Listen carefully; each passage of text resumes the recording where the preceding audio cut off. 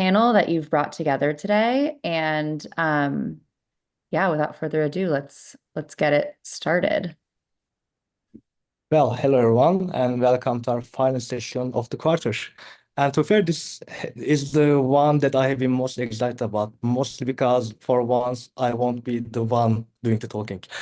And today I kind of feel like Nick Fury because I assembled the Avengers of B2B marketing. So without further ado, let's get started with some intros, and I will have 4 questions for you. What about the okay? So I will have 4 questions for you: your name, your role, company name, what your company does, and as a marketing team, what are you measured on? 5 questions. Sorry. Casey, do you want to start? Sure. I am Casey Jenkins. I'm the SVP of Marketing at Sendoso. Sendoso is a gifting and direct mail platform that helps revenue teams drive more pipeline, more meetings, accelerate deals, and ultimately more revenue. And our marketing team is gold on sales qualified pipeline. We own qualified pipeline generation for the business. That's what I like to hear. What about you, Sam? Hello, everyone. Now that we had to write down these questions, I'm notorious for remembering one question. So Sam Keenley, VP of Marketing over at Loxo. We are a talent intelligence platform. We help recruiters, external recruiters, find and place the hardest to find candidates. And our goals are pipeline and revenue. We play for the things that keep the business open. What about you, Trinity? Hi, everyone. I'm Trinity Nguyen, CMO at UserGems. We are a software for sales and marketing team. So we monitor buying signals and automate the next steps for your team so you can scale your capacity efficiently. Similar to Casey, we're also responsible for the qualified pipeline at UserGems, and some team member also measured by the revenue as part of our incentives as well. As if I deliberately chose all of these people. Hello, Sylvia. Can I go? Hi. Yeah, for sure. I'm Sylvia. I am VP of Revenue Marketing at Docebo, and Docebo is a learning platform primarily targeting mid-market and enterprise organizations to deliver scalable, personalized learning to multiple audiences. And our marketing team gets measured on all pipeline across all channels. So not just inbound, but we're also responsible for outbound channel, like the company pipeline goal. That's our goal. I will have so many questions about that. And how about you, Chris? Hey, Chris Wood, Director of Demand Generation at ActiveCampaign. We are an email and marketing automation platform, and I am gold entirely on ebook downloads. No, I'm not. That'd be ridiculous. Mostly actually on the marketing side, we have a really strong self-service product-led motion. So my primary goal is driving users through self-service, but also supporting the sales revenue number as well. Awesome.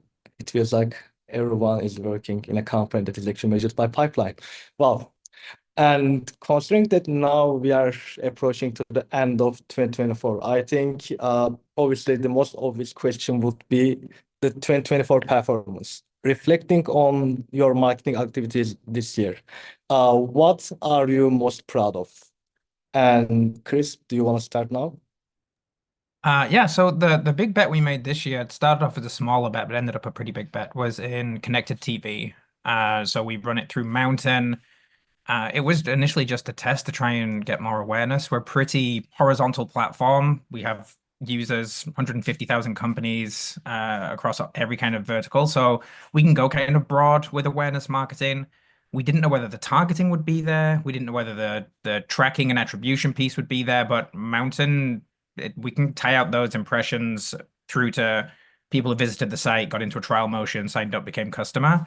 They've worked with us on production of video that's actually TV grade instead of just stuff that we had previously that was more YouTube quality. So we've seen it incremental increase across pipeline and revenue that we can attribute pretty confidently to the activities on CTV. So yeah, that going into the year. I wouldn't have anticipated it would be a big growth channel for us, but really happy with the way that's gone this year. Interesting. And what kind of videos? And like, is it like top of the funnel or bottom of the funnel? Very much top of funnel. So really just like high level awareness, almost like reintroducing the product to the market. I feel like we've perhaps been a bit under indexed on just brand and top level, like this is who we are, this is what we do. Like we've just not done a ton of that over the last few years. It's been focused a lot more on demand capture. So really just that like high level polished, here's the platform, here's who we help, here's what we do, find out more. But the cost per impression super cheap for getting like a high quality video in front of people. And yeah, as an awareness channel, I think it's doing a really, really strong job for us. Interesting. Okay, I will have more questions, but yeah, I think I will get warning. Trinity? I have questions for Chris too. It sounds really exciting. Actually, I want to look into that one. So bets for us, there are two things. I mean, one is the local regional executive dinners that we've been doing. I mean, it sounds like this is old news now, but a year ago, I think this is something that we decided to go big on. So we organize a lot of like small dinners around the country. And it's actually focusing more on customers, relationships, so retention and expansion. So that one's it turns out to be really working well for us. Another one is, and don't roll your eyes, but um, it's AI. I can't believe I'm saying it right now because I was a big skeptic in this whole thing. But we just started doing it in the last month and a half, 2 months now, and it's 10% of our pipeline just completely done by it. And we're not burning the TAM. It's Okay, completely in control. how do you It's do that? wild. How do you do that? So the way we do it is we kind of like tiering out the account. So we started out really, really small. We set all kinds of guardrails around it, very, very strict. We started really small and kind of like figuring out what works, and then we start scaling it. And right now, so by chance, half of our ADR or SER team was out of office for parental leave. So the capacity was literally slashed in half. And we still hit our number with just half of it because we start scaling the AI to do the same thing. And then we've been trying to get our AEs to self-prospect more. And I think every marketers know that how hard that is to get AEs to do that. So we kind of easing, it's like, hey, this is a tool that will do a lot of the work that you don't want to do. So you just have to do a little bit of it. So the contribution of AEs prospecting now just shot up because someone is doing it for them. So yeah, that was surprising because yeah, that was not no way. No, I would have started it like 6 months earlier, to be honest with you. That's the biggest regret in 2024 for me. Wow. So yeah. I'm a bit gutted that I only organized for 45 minutes. I'm really gutted. What about you, Sylvia? Something that has worked for us is, well, I guess some context. We nearly doubled our investment in our demand creation channels in 24. It was more of a reallocation, right? Like I started in August 23 and reassessed some spend lines and moved things around. But ultimately, I gave some context before. We target high mid-market and enterprise companies, and we know where they are, and we know what we need to do, and we know we need to add value and get in front of them. And we've seen really positive impact in our pipeline overall performance year over year. And if we look at our flat, or I shouldn't say flat, but our overall marketing spend versus the outcome of that spend in pipeline return, that's where we're seeing the best success. I don't think that we have completely nailed exactly the channel overall, the message. We have still so much work to do, but we've come a really long way on having it be a valuable resource whenever our audience sees our ads, versus trying to push just the story we want to tell, right? So we've tried to be very intentional about what we're saying, who we're saying it to, and just continuously adding value through demand creation channels.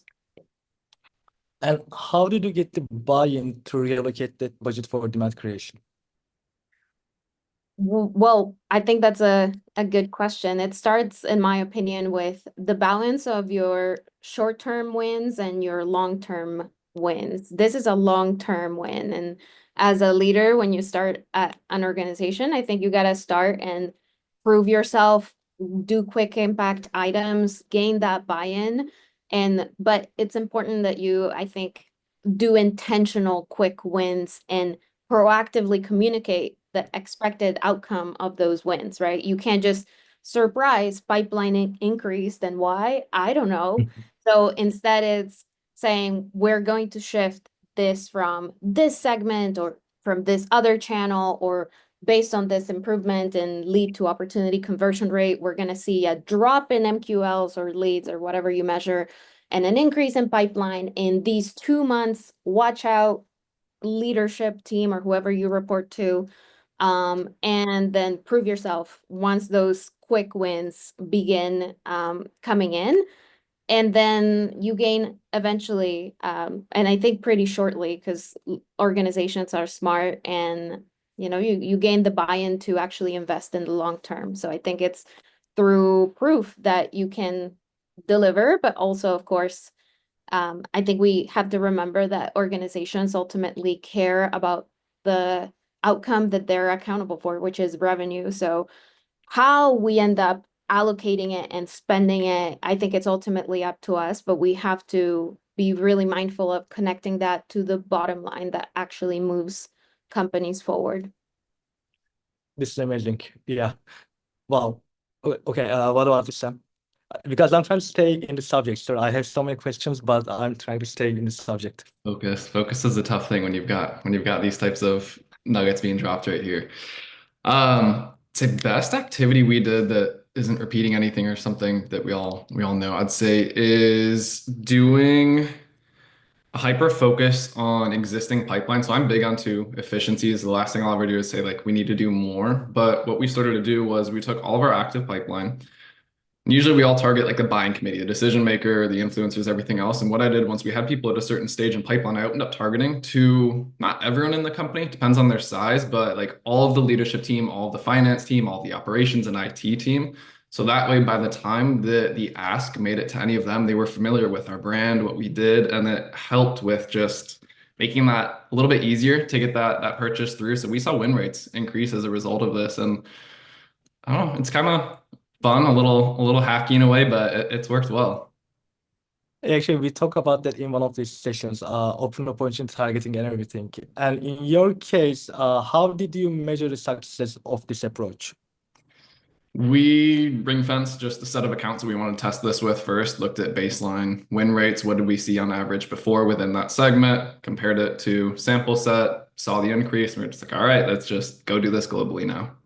Are you looking at pace of the deal too? Like, is it accelerating? I don't have that data. Honestly, I should be. Yeah. Knock on me for not doing that. That's a really good question, but I would imagine that it probably has a little bit, just like those internal conversations, but I'm going to Yeah. follow up with you on that one. Yeah, we did an A/B testing on this one. It's an old stat, so a couple years. I think Bert, you probably know. It's like the whole multi-threading, the buying group and beyond. It does help with reducing the sales cycle. So it does help. Like I think the reduce for us at least like 13 to 18% of the sales cycle. Increase the deal size too. Yeah, actually, I learned about this approach from Isaac, UserGems. And if anyone wants to hear more about it, I had a podcast with him when I was at Cognism in the Loop, probably April 2022. Check that out because Isaac is explaining all of the approach that UserGems had been having. But yeah, what about you, Casey? I think so. Our qualified pipeline mainly comes in from, and I've been in this role for just a little over a year. So like my year is my whole career at this company. But we see our qualified pipeline coming in from direct traffic to our website, which, as we all know, is the last touch. So there are many things that happen before that, from events, from webinars, from organic search. And those are sort of the main buckets. And one of the most impactful things we've done to make that happen was actually I came in, I showed the leadership team a comparison of all the data I'd collected externally from G2, from communities, from my peers, from our customers, from closed loss deals and closed won, and kind of compared our perception of ourselves to the reality that was out in the market. And it was off. And so that was the way I sort of got buy-in to move forward with, okay, well, if the perception's off, that means we have a brand marketing problem. And we kind of shifted, same as a lot of folks here, budget towards both like how do we select partners and how do we create brand programs that actually use Sendoso. We're a gifting platform, and so we want to showcase the value of that. So we're doing seasonal, quarterly campaigns that we're running with partners in most cases, and we're integrating that across social and events and all sorts of stuff, content creation, webinars, playbooks, trying to tie all that together. But the most impactful thing we've done, and I'm going to say this because it's like, I guess, slightly controversial to CFOs and people who don't understand, is I got my whole leadership team, my whole marketing team, and as big of a bench as I could, involved in creating content on LinkedIn and interacting with our audience there. We have segments for each. So our product leader is interacting with product marketing and product folks, our CEOs and interacting with mainly founders. And I have a founder and CMO audience. My head of vendor relations has a sales and SDR audience. And we really doubled down there. We also automated connections with everyone who submitted a demo request. And so we're connecting and conversing with these people and learning from them, which then down the line, when we're trying to accelerate a deal with a target account, I am connected to half the people, and so is Chris, and so is my team. We know all of them. And so that initially is very hard to show the value of.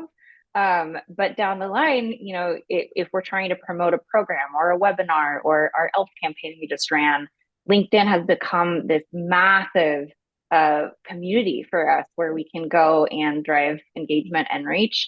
And then if we need to help sales, we're all connected in. So we're actually looking at that. We're looking at pipeline that comes through DMs. We're looking at deals that were accelerated because we're connected within those accounts. We're looking at deal size. And that took me quite a while to be able to prove out the value of, but I had support and the trust.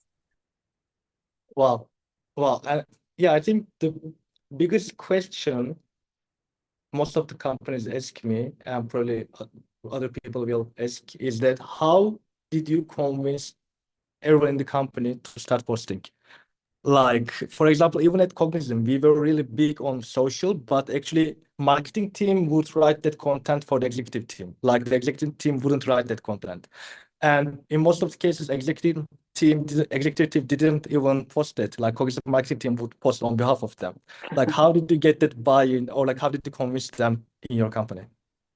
I was lucky that I had a couple of champions already. So our CEO had already invested in this and had a huge network and believed in it. I have co-CEOs. So Chris, our founder, had a large network already.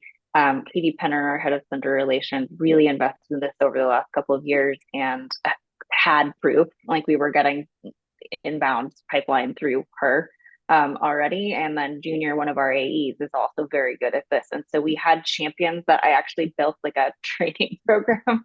And our leadership team could see the value, and they could see, that we were connected inside of these deals, and it would help for them to be connected as well. And so we actually had to just baby step it, like we interviewed them, we created content from the interviews, we gave it back to them, I helped them edit it, they started posting, they got some positive affirmation. And we just went from there. And, it's hard to keep them on track. I have to push a little bit sometimes for some of our exec team. But I think they all actually are very invested at this point, which is great. Amazing. Yeah, like I think once they start seeing the results, they get invested. But yeah, that's amazing. And my second question, not to you, but in general, second question of this session will be that, yeah, as marketers, we love talking about wins, but we rarely talk about losses or like disappointments. In 2024, and I will start with you, Casey. What was your biggest disappointment, and what was the thing that you were really hopeful about and didn't work? Please don't say hiring me. Hiring you is the best thing I've ever done. I would say there are a couple of things. One is there were some we had some pretty serious issues with paid acquisition. We hired the wrong people previously. We invested a lot of money in an agency that was just spending our money to make money. I inherited that agency, and the contract was structured so they made more money if they spent more of our money, which is not something I would ever recommend. So I saw some initial early signs of progress. I got really excited because I was trying to prove myself early and put more money in, and then it absolutely tanked, and I looked like an idiot, which is fine. Like, I'm big on just being like, hey, I failed. Here's why I failed, and here's what I'm doing about it. But we had a little moment there where we were like, does paid acquisition even work? I went through a series of contractors and freelancers and agencies that just did not get what I was trying to do. And then miraculously, we found someone who came in and actually understood everything and is smarter than all of us. And so working with you has been exceptional. But yeah, I had a moment where I was like, I'm pulling all money out of paid. We're only doing organic and other stuff. I'm not investing in this anymore. And now we're building it back in a way that has been very successful so far. Amazing. And this is not a sponsored post for your blog. What about you, Sam? I think we're just going to be knocking on paid here for a bit, even though this is my background. So I love to be proven right and I love to be proven wrong. So last year I pulled the plug on Google Ads. We're a low ACV product. So I looked at what we were spending on Google Ads and we were well past a 12-month just advertising CAC payback period. So I was like, all right, we've got other channels where I'm significantly below this. I'm going to reinvest. Rarely will I ever say that, like, I'm not going to come back. I'm not going to revisit. I'm not going to say I'm always right with this. So in Q3, Q4 of this year, I told my demand manager, let's go back and try Google Ads again. Let's go pick specific long tail keywords that we know have high intent that work very well for us organically and start putting money behind it. The number of things that Google is taking liberties with is mind-boggling. Just in like the year and a half since I've changed that. So for example, like we sell to executive search agencies. They're one of our core ICP. So the term best executive search software, pretty straightforward, right? So he loads us in and we start with phrase match. We just should have done exact match. Looking back, I don't know why we didn't, but the terms that are showing up for best executive search software are competitor names, are categories that are completely unrelated to us. And it was absolutely crazy. So like, I don't know. I'm not disappointed in the sense that I kind of had a feeling that it wasn't still going to work, but I wanted to validate. But it just how much more that platform is taking advantage of marketers. Like I'm neurotic about looking at keywords, negatives, and everything else. So the people that might not be at that level of neuroticism that I am, like I just know they are bending them over, taking I don't want to know how much money from them. Yeah, that I agree. 100%. What about you, Sylvia? I'm gonna say one that's I think a little controversial, and that's a pricing page. I think we I don't know if probably none of you have been tracking our pricing page, but it's had lots of changes this year, lots of experimentation, and the answer that I've come to is that there is no true best practice about what having pricing transparency truly means, because it depends on what you sell and who you sell to and how you price and what that means to your audience, right? There is a reason why massive enterprise organizations that sell to enterprise don't put super transparent pricing on the spot. And it may not be that they're afraid to turn people off because the number is too high, because these companies have money to spend. It's more around the complexity of a pricing structure. And I think we're not where we want to be just yet in terms of how that's displayed to a very broad audience of, again, enterprise companies, but also commercial and mid-market organizations too, which may be demanding more of that transparency. So it's still a long road ahead, but I think it was like a little bit of a disappointment, but that we haven't landed yet where I think the audience wants us to be, but also a really great lesson around like, like we've tried so many things on that page. And it's brought really interesting into. And what was the most interesting insight you got from that page?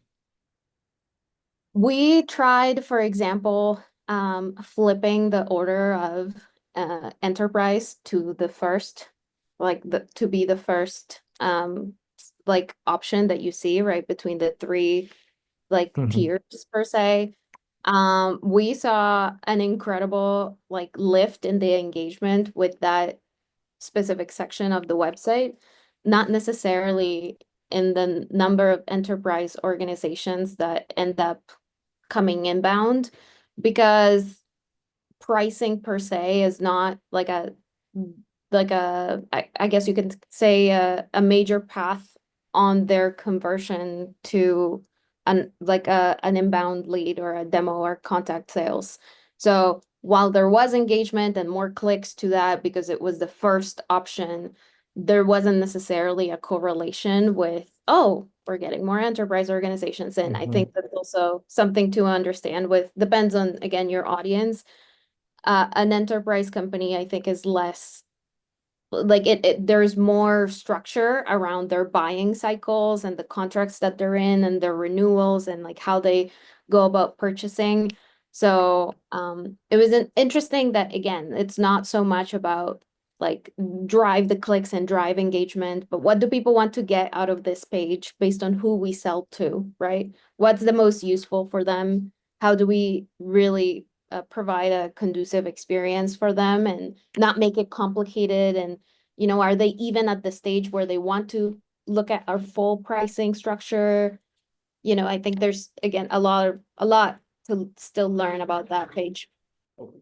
That's really interesting. And yeah, funny thing is that in the last session we talked about pricing pages and everything. And yeah, I wish you were there. Anyway, I'm staying in the topic. Trinity, do you still remember the question, by the way? Some disappointment, right? Yeah. I have too many. But I think our journey this year is a little bit opposite of some of what's been shared here. So I think like for us, that our team strength is on paid acquisition and outbound. So we just like knocking on people's door and make a case. That kind of like that just naturally like that. So it's been really hard to convince the team to kind of like thinking about the non-paid, non-outbound channel. So kind of like the typical like the email nurture, the webinars, et cetera, et cetera. So I think it's a disappointment is I think it took me like 9 months to finally get the team to like really like buy in to building out the email program, and also like the webinar program. And I think a lot of it was kind of like repositioning it, because the team would be saying things like, well, when's the last time did you buy something from a newsletter? When's the last time did you buy something from a webinar? I'm like, well, but it's brand. And they think it's like, okay, boomers. It's not like that. So like a lot of like the cultural thing that I gotta work with the team and kind of like repositioning it as like webinar is not a webinar, it's a virtual series, it's a show. And then emails, then I think we start using, so the moment when I got the team to really buy into the email was, so we're using all the buying signals that we typically use for outbound. And then I tell them, okay, let's use that for like the HubSpot email nurture, let's create an alumni club for all of our previous customers and put them into an email nurture program. I was like, oh, that's cool. They don't think about it as like an email program. Like, oh, this is an alumni club program. This is exciting. And it worked because email still works. We got a bunch of demo requests immediately the moment that they reposition it as like an alumni club. It's just a bunch of like repositioning thing. But I mean, I shared this with Casey before. It's just repositioning it. It took me 10 months to finally get the team to be really excited about these shows and virtual series and alumni club programs. And now they think about different club programs. It's just HubSpot nurture email programs. But yeah, So it took a while, and then the forcing function is at some point, I think in Q3, I I made the pay team cut their budget for paid by 40%. I'm like, I'm not going to increase the budget anymore. You have to figure out how to hit it with this budget for the paid. And I think that was a little bit of a forcing function too, to figure out how to get other channels to work. So a little bit of a carrot and a stick situation, and now it's working finally. But yeah, I think you said a really important thing there about paid and pipeline. Like what I see, and for example, in one of the companies I work with, the idea was always if we increase the paid budget by 2x, the pipeline will increase by 2x. And it's like an addiction, like if you start with paid and if you get addicted to paid, you can't really take a step back and think, okay, what else I can do? And you automatically assume that, okay, I Yeah. want to increase my pipeline by 2x, let's increase the paid budget by 2x. But it rarely works actually. Yeah. It's not like this, right? I mean, every program is going to go like this. And at some Yeah. point, the return's a little bit plateauing. It's still working. You still get incremental, but it's not quite one-to-one. And you just need to figure out another layer to add to the layer cake. So, Yeah, but yeah, exactly. we definitely addicted to paid because we love paid a little bit too much. And sometimes I find myself talking about it. I do paid. I'm like, maybe you shouldn't be doing that much paid. Like, it's just, anyway. Yeah. What about you, Chris? So I mostly oversee paid, but for a few months this year, in between content marketing directors, I was interim control of the content and SEO team, which just so happened to be right when Google did their massive algorithm update in the spring. And I had no expertise to fall back on. And just like, team, you have to figure this out. And for a bit of context, we are a pretty old SaaS company. We're almost 20 years old. We have a very old website, has very high domain authority. We have tons and tons of organic traffic, and we're a very high volume, low ACV product by SaaS standards. It's very transactional.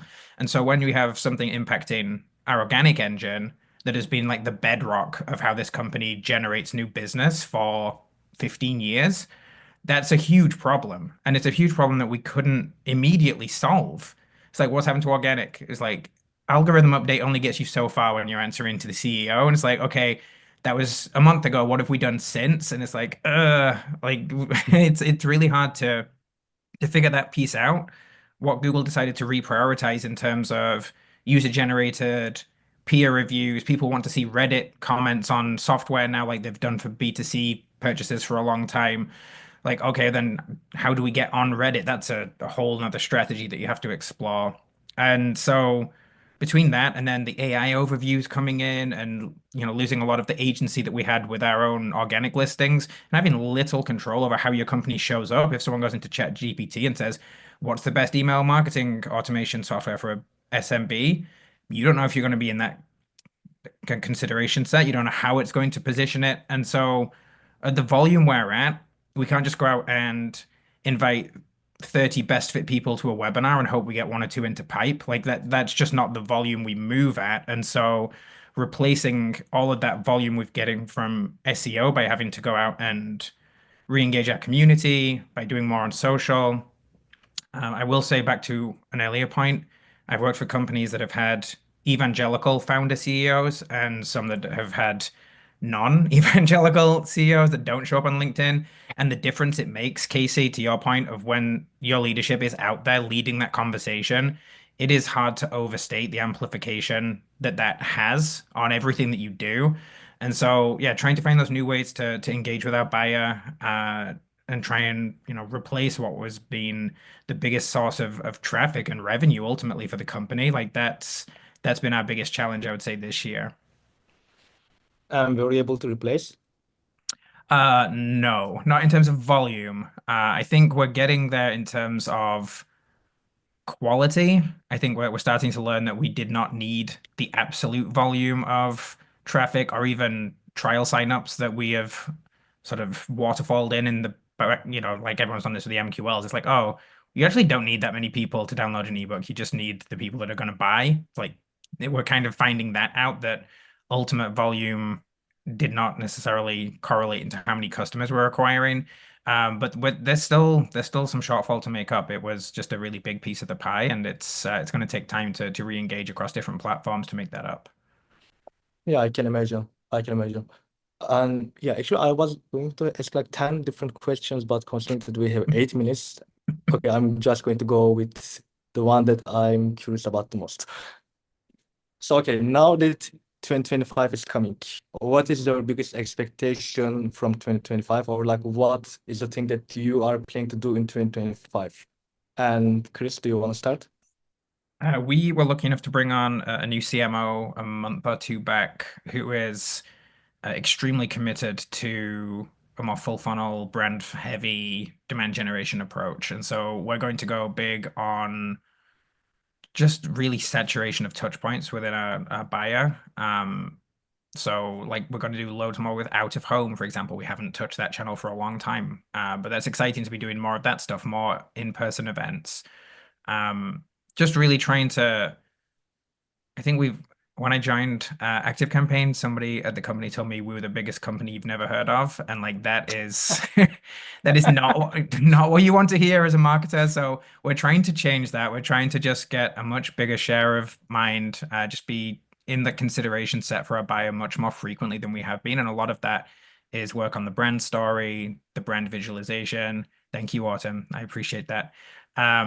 And yeah, just getting back to some fundamentals on the marketing side, worrying less about attribution and demand capture and just really telling the story to the right people at the right frequency and hopefully giving ourselves enough time and setting expectations over how long that will take to really see the effects. But that's the plan, and we're going to do a lot more actual exciting, true marketing stuff, and I'm excited about that. Amazing. What about you, Trinity?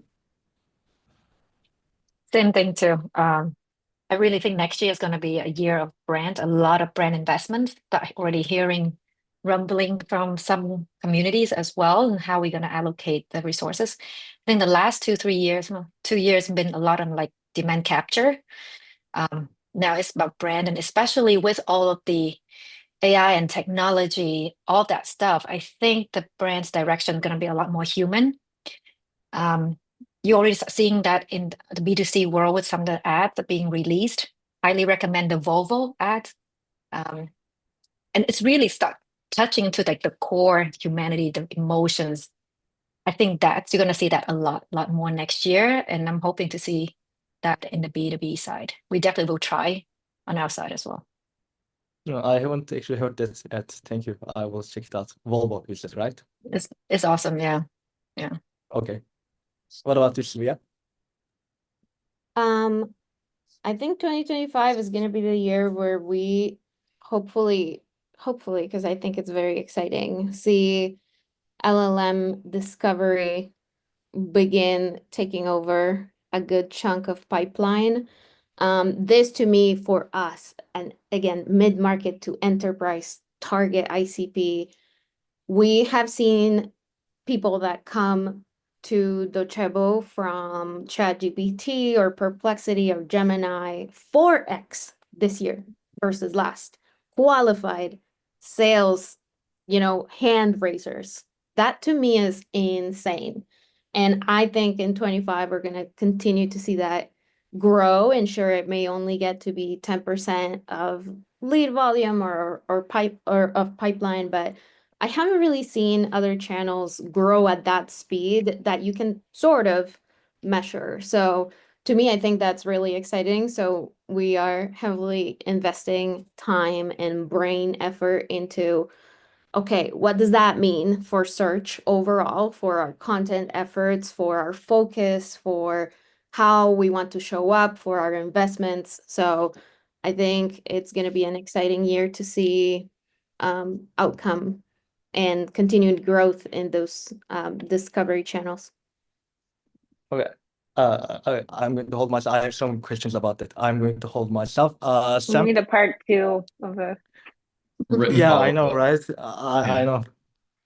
All right. Biggest expectation, more founder beefs. Just kidding. Please, for the love of God, do not go this route. I'll kill myself. I'll jump out of this window right here. So related to AI though, like things are gonna get noisier. Just showing up, playing the quantity game is not gonna cut it anymore by any means. So I think the volume game is going to be out, but substance and relevance, especially for the markets, are what's going to matter. So kind of tying into like what Trinity was saying, the humanization of everything, the emotional, but also I was just thinking about this the other day as Noble's been coming to the scene more, like the logo reels. It's like you see like Amazon uses us, ESPN uses us, like these big companies. It's like cool, but we're a 70-person company that is so far from any multi-billion-dollar corporation. Like they're not like me, they don't have my problems. So I think being able to speak to that, because that's the first question people ask, is not like, well, okay, yes, will this solve my problem that I'm going for? But two, is it built for companies like me, for people like me? And so many companies don't answer that. So I think that's going to be the next big thing is there's, I mean, categories keep getting more and more crowded. Being able to differentiate yourself in that way, I think is going to be one of the new levers that we have to play with. 100%, 100%. And Casey? This year I focused really heavily on new business to get it in order and get us to the place where we could scale on top of it. And now next year we know where the investments worked and where they didn't, and where we need to double down. Very similar. We're doubling down in areas where we have strong partnerships, and we want to do intimate events, very human, bringing people together and connection. But also, I am next year going to be heavily focused on customer marketing and expansion, and bringing our tab together and our customer community together, surfacing experts, connecting our customers with one another and with our prospects. I think that's an area that ties back into this humanization of, what are we trying to do? And I think that will be really powerful next year as well. Yeah, I need to have the second session with all of you guys because I have so many questions. But yeah, I know that we are on time. I have still 20 seconds. Thank you so much for everyone joining me today. Thank you so much, Casey, Sam, Sylvia, Trinity, Chris, and thank you so much, everyone coming from LinkedIn. And yeah, it's been an interesting quarter. I hope I get the buy-in for the next quarter. And thank you so much for bearing with me for this entire season. Yeah, thank you so much to Jean-Burk and all of our panelists. We do need to have a part 2. I'll be following up. And thank you all to our cohort that stuck with us. We'll be sharing some follow-ups. If you'd like to opt in to sharing your LinkedIn profile, we'll follow up over email with that so that you guys have the opportunity to connect with one another and network. And again, thank you to everyone that carved out the time to learn with us. Wishing everyone a lovely end of year, productive end of year, and happy holidays. Happy holidays. Hi, everyone. Thank you.